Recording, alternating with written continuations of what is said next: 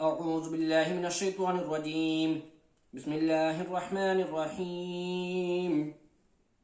وما أبرئ نفسي إن النفس لأمارة بالسوء إلا ما رحم ربي إن ربي غفور رحيم. وقال الملك ائتوني به أستخلص لنفسي فلما كلمه قال إنك اليوم إن قال يقوم إن قال إنما وما أبرئ نفسي إن النفس لأمارة بالسوء إلا ما رحم ربي إن ربي غفور رحيم. وقال الملك ائتوني به أستخلص لنفسي فلما كلمه قال إنك اليوم لدينا مكين أمين. قال اجعلني على خزائن الأرض إني حفيظ عليم إني حفيظ عليم. وكذلك مكنا ليوسف في الأرض يتبوأ منها حيث يشاء نصيب برحمتنا من نشاء ولا نضيع أجر المحسنين. ولأجر الآخرة خير للذين آمنوا وكانوا يتقون. وجاء إخوة يوسف فدخلوا عليه فعرفهم وهم له منكرون. ولما جهزهم بجهازهم قال ائتوني بأخ لكم من أبيكم ألا ترون أني أوفي الكيل وأنا خير المنزلين فإن لم تأتوني به فلا كيل لكم عندي ولا تقربون. قالوا سنراود عنه أباه وإنا لفاعلون. وقال لفتيان جعلوا بضاعتهم في رحالهم لعلهم يعرفونها إذا انقلبوا إلى أهلهم لعلهم يرجعون. فلما رجعوا إلى أبيهم قالوا يا أبانا منع منا الكيل فأرسل معنا أخانا نكتب إنا له لحافظون. قال هل آمنكم عليه إلا كما آمنتكم على أخيه من قبل فالله خير حافظا وهو أرحم الراحمين. ولما فتحوا متاعهم وجدوا بضاعتهم ردت إليهم قالوا يا أبانا ما نبغي هذه بضاعتنا ردت إلينا ونمير أهلنا ونحفظ أخانا ونزداد كيل بعير ذلك كيل يسير. قال لن أرسله معكم حتى تؤتوني موثقا من الله ومن قبل ما فرطتم في يوسف فلن أمن موثقا من الله لتأتونني به إلا أن يحاط بكم. فلما آتوا موثقا قال الله على ما نقول وكيل. وقال يا بني لا تدخلوا من باب واحد وادخلوا من أبواب متفرقة فما أغني عنكم من الله من شيء إن الحكم إلا لله عليه توكلت وعليه فليتوكل المتوكلون. ولما دخلوا من حيث أمرهم أبوهم ما كان يغني عنهم من الله من شيء إلا حاجة في نفس يعقوب قضاها وإنه لذو علم لما علمناه ولكن أكثر الناس لا يعلمون. ولما دخلوا على يوسف آبى إليه أخاه قال إني أنا أخوك فلا تبتئس بما كانوا يعملون. فلما جهزهم بجهازهم جعل سقاية في رحل أخيه ثم أذن مؤذن أيتها العير إنكم لسارقون. قالوا واقبلوا عليهم ماذا تفقدون قالوا نفقد صواع الملك بل من جاء به حمل بعير وأنا به زعيم. قالوا تالله لقد علمتم ما جئنا لنفسد في الأرض وما كنا سارقين. قالوا فما جزاؤه إن كنتم كاذبين. قالوا جزاؤه من وجد في رحله فهو جزاؤه كذلك نجزي الظالمين. فبدأ بأوعية قبل وعاء أخيه ثم استخرجها من وعاء أخيه كذلك كدنا ليوسف ما كان ليأخذ أخاه في دين الملك إلا أن يشاء الله نرفع درجات من نشاء وفوق كل ذي علم عليم. قالوا إن يسرق فقد سرق أخ له من قبل فأسرها يوسف في نفسه ولم يبدها لهم قال أنتم شر مكانا والله أعلم بما تصفون. قالوا يا أيها العزيز إن له أبا شيخا كبيرا فخذ أحدنا مكانه إنا نراك من المحسنين. قال معاذ الله أن أخذ إلا من وجدنا متاعنا عنده إنا إذا لظالمون. فلما استيأسوا منه خلصوا نجيا. قال كبيرهم ألم تعلموا أن أباكم قد أخذ عليكم موثقا من الله ومن قبل ما فرطتم في يوسف فلن أبرح الأرض حتى يأذن لي أبي أو يحكم الله لي وهو خير الحاكمين. ارجعوا إلى أبيكم فقولوا يا أبانا إن ابنك سرق وما شهدنا إلا بما علمنا وما كنا للغيب حافظين. واسأل القرية التي كنا فيها والعير التي أقبلنا فيها وإنا لصادقون. قال بل سولت لكم أنفسكم أمرا فصبر جميل عسى الله أن يأتيني بهم جميعا إنه هو العليم الحكيم. وتولى عنهم وقال يا أسفا على يوسف فابيضت عينه من الحزن فهو كظيم. قالوا تالله تذكر يوسف حتى تكون حارسا أو تكون من الهالكين. قال إنما أشكو بثي وحزني إلى الله وأعلم من الله ما لا تعلمون. يا بني يذهبوا فتحسسوا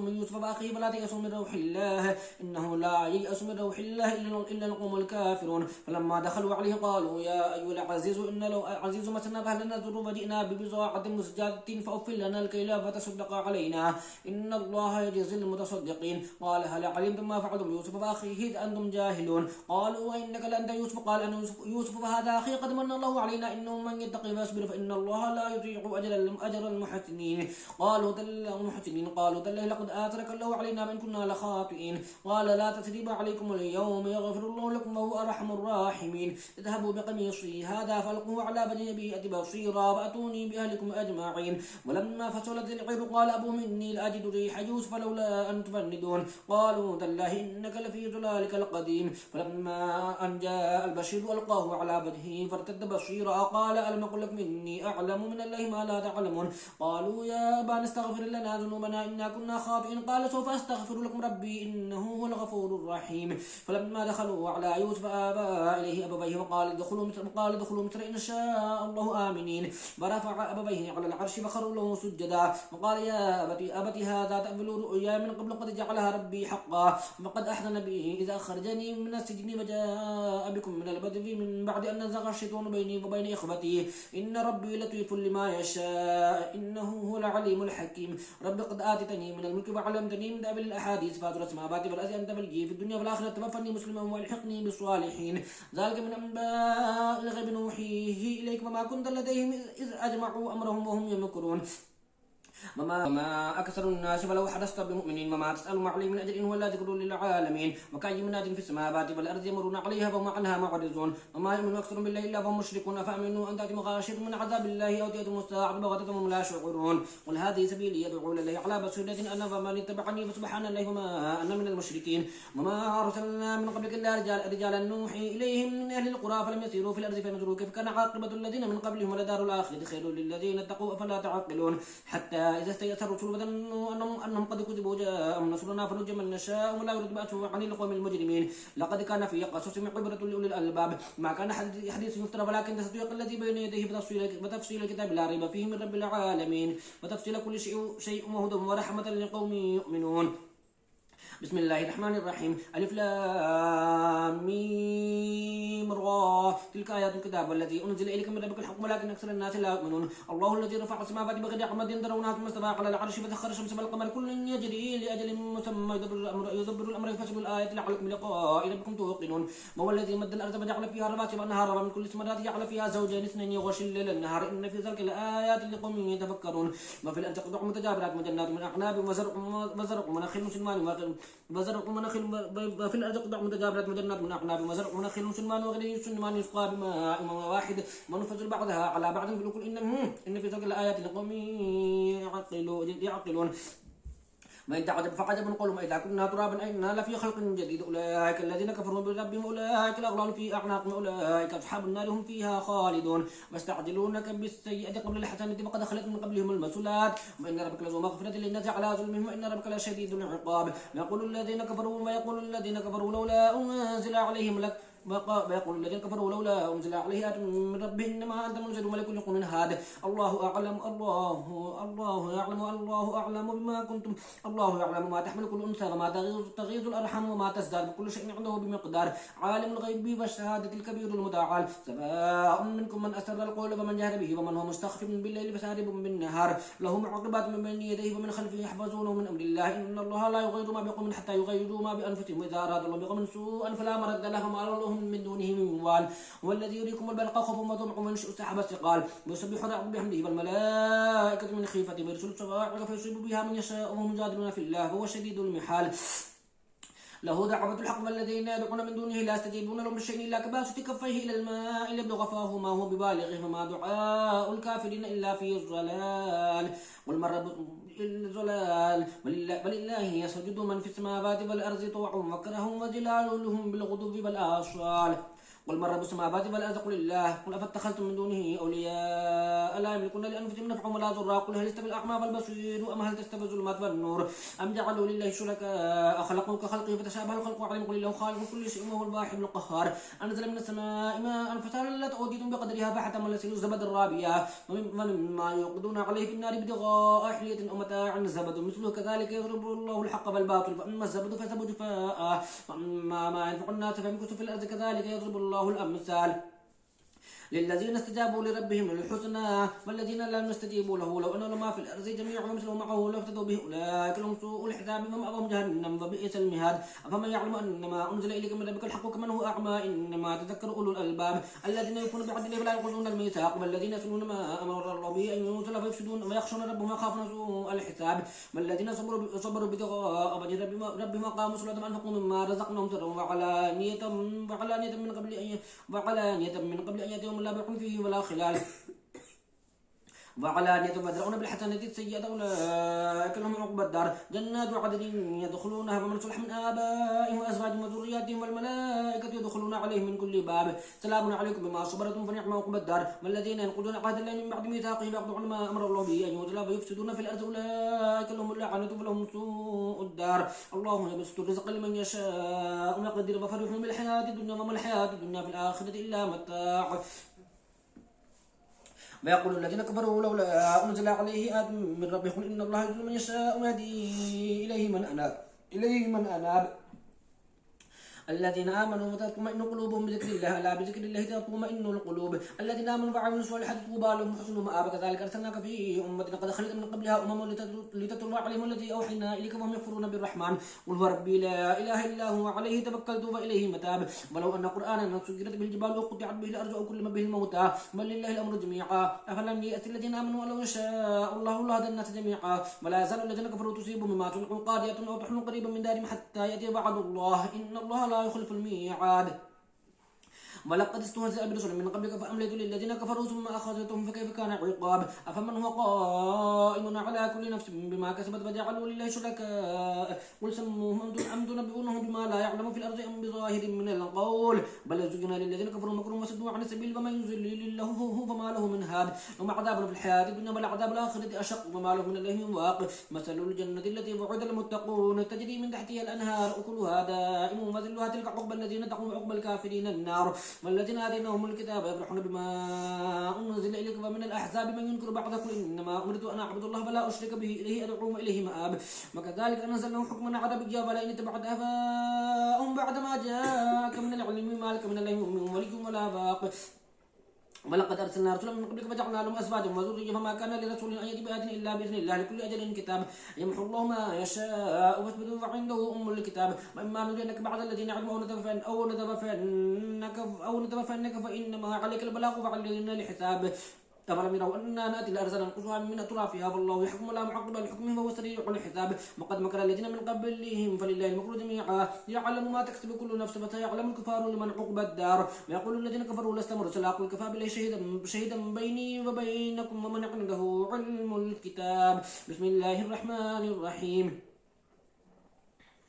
ألف لام را كتاب أنزلناه إليك لتخرج الناس من الظلمات إلى النور بإذن ربهم إلى صراط العزيز الحميد الله الذي له ما في السماوات وما في الأرض ويل للكافرين من عذاب شديد الذين يستحبون الحياة الدنيا على الآخرة ويصدون عن سبيل الله فيبغونها عوجا أولئك في ضلال بعيد وما أرسلنا من رسول إلا بلسان قومه ليبين لهم فيضل الله من يشاء ويهدي من يشاء وهو العزيز الحكيم ولقد أرسلنا موسى بآياتنا أن أخرج قومك من الظلمات إلى النور فذكروا بأيام الله إن في ذلك آيات لكل صبار شكور وتقال موسى لقوم اذكروا نعمة الله عليكم إذ أن جاءكم من آل فرعون يسومونكم سوء العذاب ويذبحون أبناءكم ويستحيون نساءكم في ذلك بلاء من ربكم عظيم وإذ تأذن ربكم لئن شكرتم لأزيدنكم ولئن كفرتم إن عذابي لشديد وقال موسى إن تكفروا أنتم ومن في الأرض جميعا فإن الله لغني حميد ألم يأتكم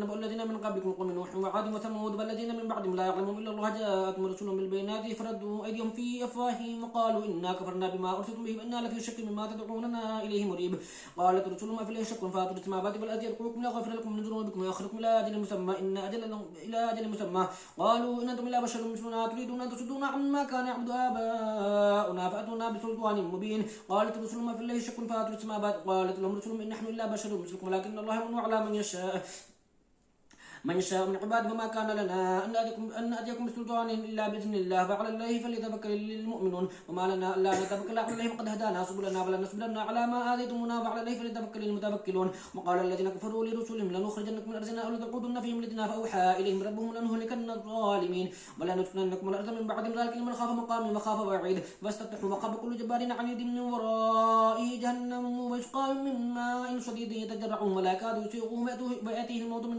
كل مكان ويأتيه الموت من كل مكان وما هو بميت ومن ورائهم برزخ إلى وما هو بميت ومن ورائه عذاب غليظ. مثل الذين كفروا بربهم أعمالهم كرماد اشتدت به الريح في يوم عاصف لا يقدرون مما كتبوا على شيء ذلك هو ضلال بعيد. ألم تر أن الله خلق السماوات والأرض بالحق إن يشأ يذهبكم ويأتي بخلق جديد وما ذلك على الله بعزيز. وبرزوا لله جميعا وقال الضعفاء للذين استكبروا إنا كنا لكم تبعا فهل أنتم مغنون عنا من عذاب الله من شيء قالوا لو هدانا الله لهديناكم سواء علينا أجزعنا أم صبرنا ما لنا من محيص. وقال الشيطان لما قضي الأمر إن الله بعدكم وعد الحق فبعدكم فأخلفتكم وما كان لي عليكم من سلطان إلا أن دعوتكم فاستجبتم لي فلا تلوموني ولوموا أنفسكم أنا بمصرخكم وما أنتم بمصرخي إني كفرت بما أشركتموني من قبل إن الظالمين لهم عذاب أليم. ودخل الذين آمنوا وعملوا الصالحات جنات تجري من تحتها الأنهار خالدين فيها بإذن ربهم تحيتهم فيها سلام. ألم تر كيف ضرب الله مثلا كلمة طيبة كشجرة طيبة أصلها ثابت وفرعها في السماء تؤتي أكلها كل حين بإذن ربها فيضرب الله الأمثال للناس لعلهم يتذكرون. ومثل كلمة خبيثة كشجرة خبيثة اجتثت من فوق الأرض ما لها من قرار. يثبت الله الذين آمنوا بالقول الثابت في الحياة الدنيا وفي الآخرة ويذل الله الظالمين ويفعل الله ما يشاء. ألم تر إلى الذين بدلوا نعمة الله كفرا وأحلوا قومهم دار البوار جهنم يصلونها وبئس القرار وجعلوا لله أندادا ليضلوا عن سبيله قل تمتعوا فإن مصيركم إلى النار. قل يا عبادي الذين آمنوا يقيموا الصلاة وينفقوا مما رزقناهم سرا وعلانية من قبل أن يأتي يوم لا بيع فيه ولا خلال. الله الذي خلق السماوات والأرض وأنزل من السماء ماء فأخرج به من الثمرات رزقا لكم وسخر لكم الفلك لتجري في البحر بأمره وسخر لكم الأنهار وسخر لكم الشمس والقمر دائبين وسخر لكم الليل والنهار آتاكم من كل ما سألتموه وإن تعدوا نعمة الله لا تحصوها إن الإنسان لظلوم كفار. وإذا قال إبراهيم رب اجعل هذا البلد آمنا واجنبني وبني أن نعبد الأصنام رب إنهن أضللن كثيرا من الناس فمن تبعني فإنه مني ومن عصاني فإنك غفور رحيم. ربنا إني أسكنت من ذريتي بواد غير ذي زرع عند بيتك المحرم ربنا ليقيموا الصلاة فاجعل أفئدة من الناس تهوي إليهم وارزقهم من الثمرات لعلهم يشكرون. ربنا إنك تعلم ما نخفي وما نعلن وما يخفى على الله من شيء في الأرض ولا في السماء. الحمد لله الذي وهب لي على الكبر إسماعيل وإسحاق إن ربي لسميع الدعاء. رب اجعلني مقيم صلاتي ومن ذريتي ربنا وتقبل دعاء. ربنا اغفر لي ولوالدي وللمؤمنين يوم يقوم الحساب. ولا تحسبن الله غافلا عما يعمل الظالمون إنما يؤخرهم يوما تشخص فيه الأبصار مهطعين مقنعي رؤوسهم لا يرتد إليهم طرفهم وأفئدتهم هواء. وأنزل الناس يوم يأتيهم العذاب فيقول الذين ظلموا ربنا أخرنا إلى أجل قريب نجب دعوتك ونتبع الرسل أفلم تكونوا أقسمتم من قبل ما لكم من الزوال وسكنتم في مساكن الذين ظلموا أنفسهم فتبين لكم كيف فعلنا بهم وضربنا لكم الأمثال وقد مكروا مكرهم عند الله عند الله مكرهم وإن كان مكرهم لتزول منه الجبال فلا تحسب أن الله مخلف وعده رسولا إن الله عزيز ذو انتقام. يوم تبدل الأرض غير الأرض والسماوات وبرزوا لله الواحد القهار وترى المجرمين يومئذ مقرنين في الأصفاد سرابيل من قطران وتغشى وجوههم النار ليجزي الله كل نفس ما كسبت إن الله سريع الحساب. هذا بلاغ للناس فلينذروا به وليعلموا أنما هو إله واحد وليذكر أولو الألباب. صدق الله العظيم.